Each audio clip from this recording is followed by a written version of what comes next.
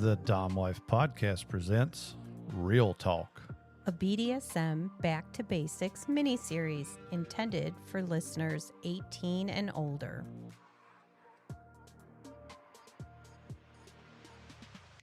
Welcome back, everyone, to another episode of Real Talk. It is so good to be back after that short break. Yeah, we did have to take a little bit of a break due to the lovely seasons of Kentucky. We've kind of experienced a little bit of everything all rolled up into 24 hours pretty much. Flooding, snow, ice. It has been crazy. It's been crazy. So many NTI school days. Yes. So we are coming back to you with another episode here. And tonight we discuss... Remember who you came with. Exactly. And from our perspective, this is what we have noticed. This is what we have seen. And it's kind of what we have communicated amongst each other for living this kind of lifestyle. So we want to kind of give just a little bit of guidelines of some do's and some don'ts.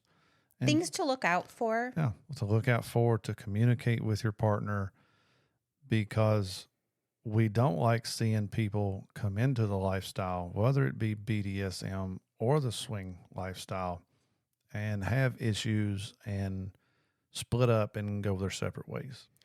And I'm seeing that often enough that it's a concern. Yes, it is. It's a lot. So we've kind of got just a little bit to talk about here as far as remembering who you came with, because it can be extremely fun. It can be bringing you closer together in your relationship if it's done the right way. Yes. And it can be an amazing time. You meet such wonderful friends. We have been extremely blessed in that area. We have. And it's fun. It is I never thought I'd be here at this point in my life. Right. And it's amazing. I mean, it's been a dream come true. I mean, as a guy, and I'm going to speak for most guys. I mean, most guys would love to go somewhere where they see tits and ass all night long. I get to see more tits than pretty much anybody I know. Yeah, I mean, and you do. The people we hang with. Right.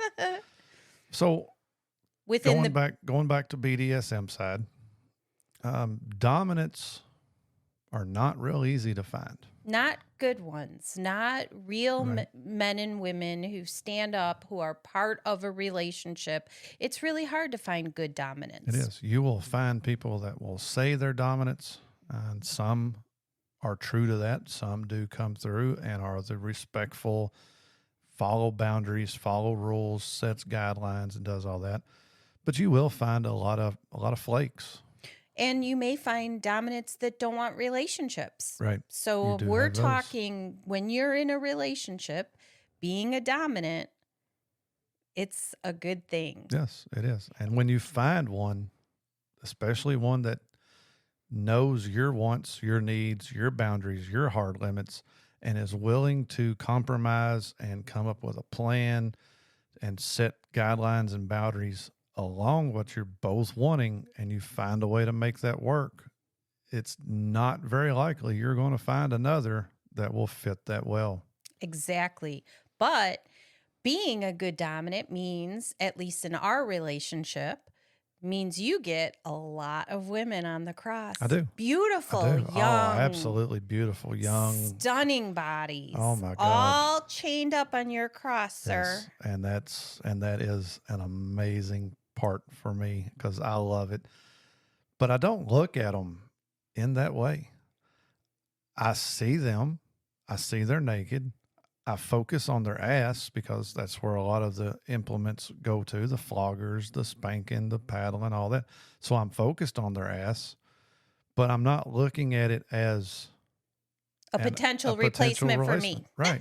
And I don't do it that way. For me, it is getting somebody up there that is curious, or somebody that is interested, or somebody that just wants to try it. And I take it as an educational part of me. And you always try to bring in their partner if Oh, they're yeah. interested. And there's some that like, I can't do that. Yeah, And there's you're like, plenty of them. okay, you're okay with me doing it. Then that's Yep. But I don't look at them as somebody that would replace Lady D. That thought never crosses my mind when I have somebody up there. The thought that goes through my mind is, okay, I want to make sure they enjoy this. I want them walking away from this, going to their partner saying, oh my God, let's start experimenting with this. Let's start trying this. That is my end goal with But all of them. there are some dominants. If you're getting people on the cross on a regular Oh, yeah. basis It could be at tempting. these events, that it could be that they're considering that they could have all that. Yep. Maybe this relationship isn't perfect because at home you have arguments, you have fights, you You do. have whatever stressors that are going on. Yep. But finding somebody while you're with your partner isn't right. And one of the things is, if you're playing on the cross, you don't know anything about that No. person. You do not. You guaranteed you're going to have your fights and your arguments. That comes with relationships, period. You're going to have your disagreements. You're going to have your little spouts. That's part of life, and it's going to happen. It's going to happen to everybody. So not necessarily grass is greener on the other side. You're just borrowing different fights and arguments you're and going discussions. from one aspect to another, but there will be downsides to every relationship. I don't know of a relationship out there that has not had an argument, has not had a fight or a falling out. And it takes, once again, the communication to be able to overcome that and to get to where you need to be in your relationship. And so you and your partner agreed to this lifestyle, Yes. agreed to the dominant submissive, or agreed to the swinging lifestyle. So now you've got that aspect in your life. And if you're looking outside of your current relationship without communicating this to your relationship, Right. it's a problem. It is. So one thing to keep in mind, if one of you is interested in this or both of you are interested in this, you have to set guidelines. You have to sit down and come up with, and you're not going to know. Oh no, we've hit it. Day one. Exactly. What to expect. So one thing that we've talked about before, and we really didn't implement it because we really haven't come across that, is we use safe words in BDSM. Have a word for when you're out in public that will trigger for your partner to stop what they're doing or whatever and to go somewhere and to talk, because you're not going to know what rules and what boundaries to set day one. Right. It's not going to You're happen. learning, and you might talk about your boundaries, but they change during do. situations. We had some things set up that haven't really come into play, but you have to adjust it because our relationship is different. Right. And so we revisit it and communicate it on those topics on a regular basis. So one thing to do when you are ready to get started is find out what you know you would not be comfortable with your partner doing. And a good thing to do would be to write it down.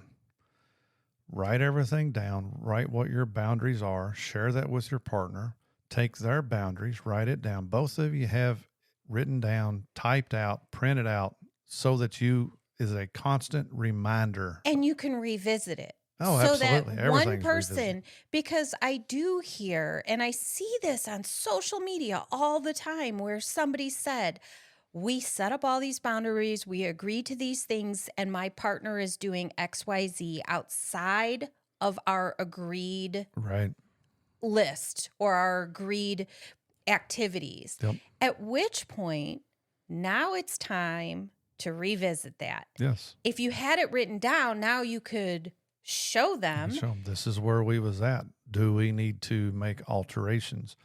And it is the exact same as contract negotiations. Yes. There's going to be some things one partner wants that the other partner is not willing to give up on. So that's where you negotiate and say, okay, well, can I do this? Or, you're okay to do If you this. want to be in the relationship, Right. then you need to be open to communication on these topics. Yep. If you just draw your line in the sand and say, I'm not I'm drawing my line, and Yeah. I'm going to step all over that line because I don't care the other partner's doing that, then you guys need to talk about Yeah, really where you are at You in don't your even need to be relationship. getting into a lifestyle event in that case, because it is a lot of give and take there, and it takes some getting used to.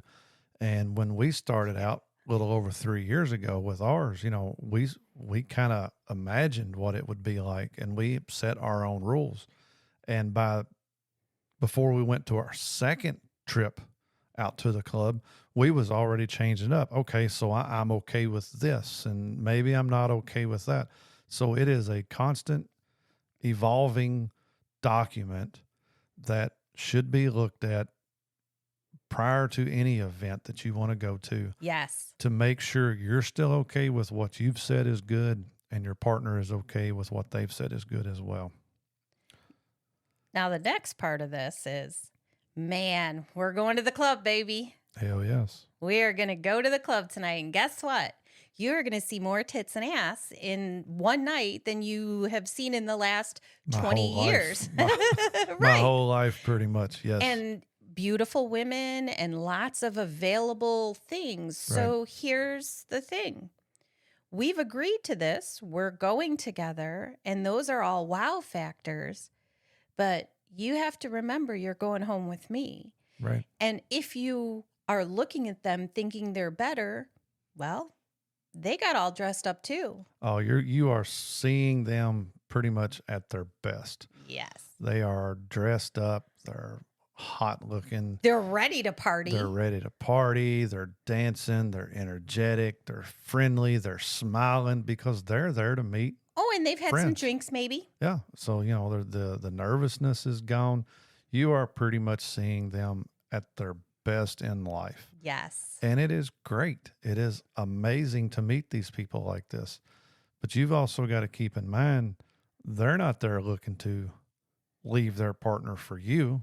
Right. They're there to make friends and to have a good time and to maybe explore and experiment with other people or try different things that they've agreed with their partner to do.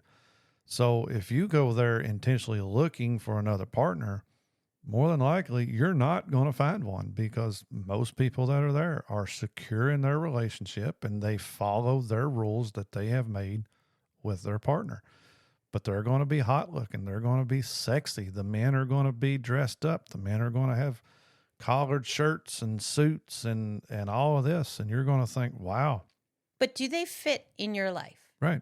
Will they, if you brought that person home tomorrow or continued meeting with them, meeting up with them, maybe doing it on the side, maybe not telling your spouse Right. or your partner, It's not going to work. how would you even know that you're seeing them at their best? You don't know what their worst is. Exactly. You know your partner. Master Nick, let's be real. You've seen me at my best. You've seen me at my worst. Same here. So, but we do it together. Right. And we always do it together. Now, I'm not judging. There are relationships that are failing. Yes. But maybe let's not use lifestyle as an escape. Correct. Let's not use the lifestyle as, Correct. oh, we're going to fix our relationship. Yep. I've seen it. I've been there and I've done it myself. To be in a relationship that isn't quite working and, you're just not happy and you're looking for something to bring you both together. And one of the first things is, a threesome, bringing somebody in or going to a lifestyle event. And I'm here to tell you, I don't know of any that's been on a rocky relationship That doing that fixes that fixes it. It just doesn't happen that way. It doesn't work that way. So although the lifestyle is great, it is fun. It can be probably one of the best times you've ever had in your life. It has been. You have to make sure that you remember who you're with, the agreements that you all have made, and going in with this and living your best life with them. That's exactly it. God, I love you. Yep. That is exactly it. Live our best life together. Yes. And that's what it takes. Again, I could preach this all day. It is great. And some of our most closest friends we have met through the lifestyle.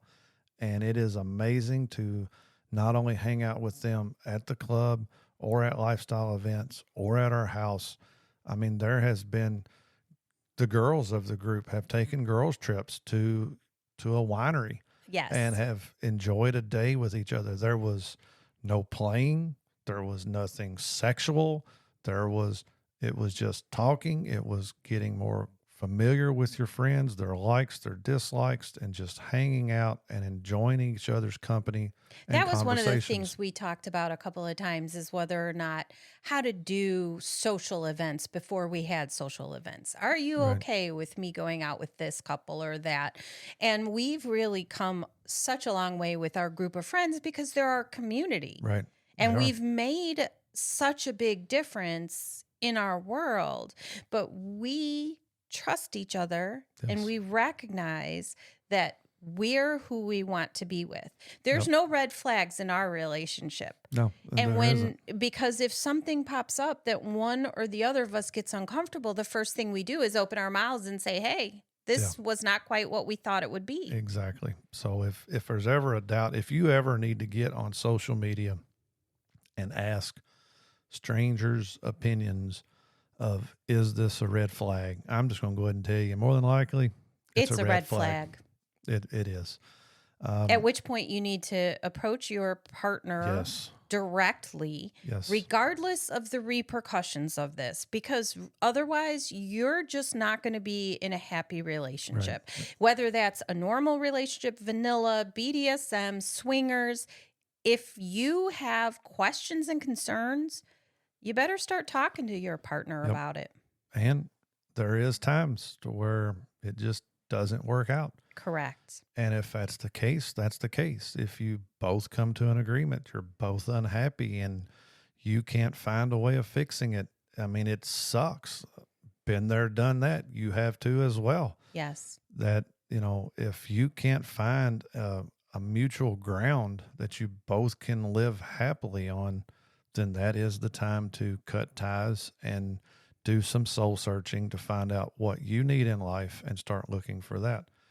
But always remember, the grass is not always greener on the other side. Correct. It may just be fertilized with bullshit. And with that, thank you for listening. Stick around. We've got more to come. Good night.